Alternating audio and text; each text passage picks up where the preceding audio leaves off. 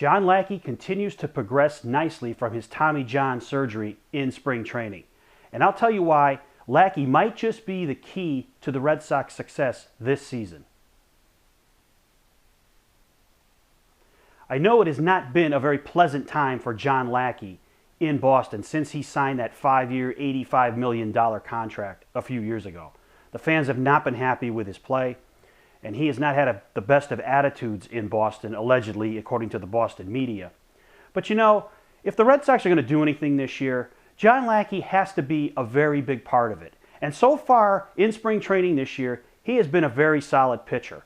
He's only allowed 7 runs in 11 2/3 innings over, I think, 5 appearances this spring. And 3 of those runs came on a home run to Pittsburgh when Lackey was just in one of his first couple starts throwing all fastballs to build up his arm strength. So Lackey's been very good this spring, and I expected John Lackey to be good. You know, as much as Red Sox fans in general do not like this guy, I've never had a problem with him since he's come to Boston. You know, you have to remember something. John Lackey was an ace for the Angels. He's a guy who won Game 7 of the 2002 World Series against the Giants as a rookie. So this guy is no slouch pitcher.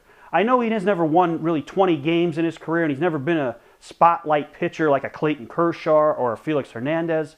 Lackey is what he is. He's a solid front-end starter who basically, since he's been in Boston, has not been healthy. He was pitching with a torn elbow ligament for almost 2 years. There was even some question before he signed the contract as to whether that arm was going to break down sooner rather than later, and yet Lackey went out there and gave his all, and he pitched in games constantly. He did not ever not take the ball, so he's always been there for his team. His teammates rave about his personality in the clubhouse, and the media and fans might not see that, you know, on the field or not during a game, but Lackey is definitely a well-liked teammate. Clay Buchholz likes him, John Lester likes him, and people say, well, his influence is a poison. He was responsible for the chicken and beer. I've said it before and I'll say it again. The chicken and beer thing, to me, yes, it happened, but it was more of a media blow-up more than anything else. I don't think the players gave it much of a second thought after it happened. I think the media made more out of it and the fans made more out of it than it really was. Lackey was a leader with the Angels. He seems to be a leader in the clubhouse with the Red Sox.